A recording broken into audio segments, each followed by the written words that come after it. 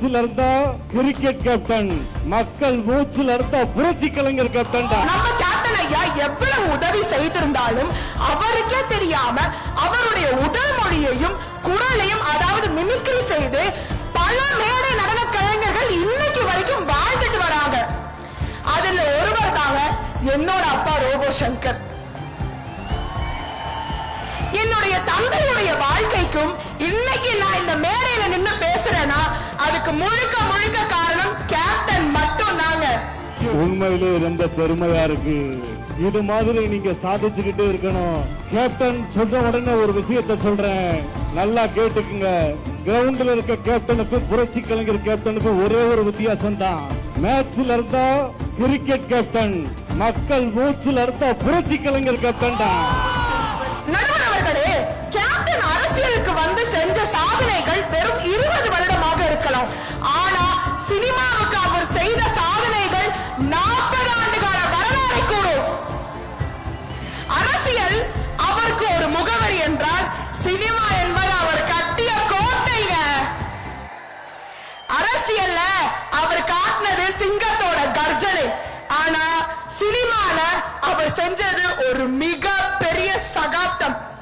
எனக்கு இந்த பாட்டு ரொம்ப பிடிக்கும், மனசுலயும் இருக்கு. இந்த இடத்துல நான் பாடணும் ரொம்ப ஆசைப்படுறேன்.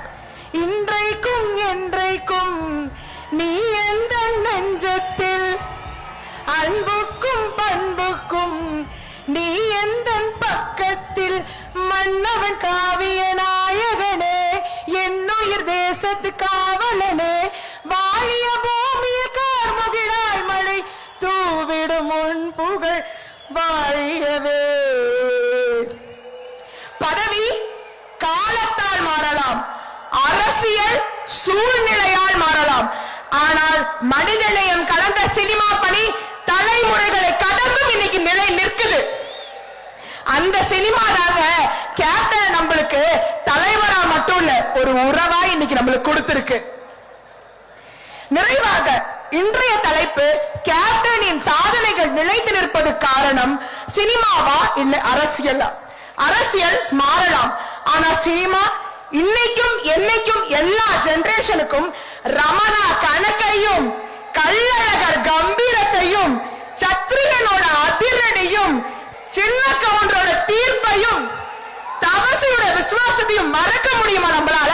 சொல்லுங்க, மறக்க முடியுமா? இன்னைக்கு கேப்டன் மறைந்தாலும் அவர் புகழும் சாதனைகளும் என்னைக்கும் சாகா வரம் பெற்றவை என்று கூறி விடைபெறுகிறேன். ஆத்தா வரட்டும்.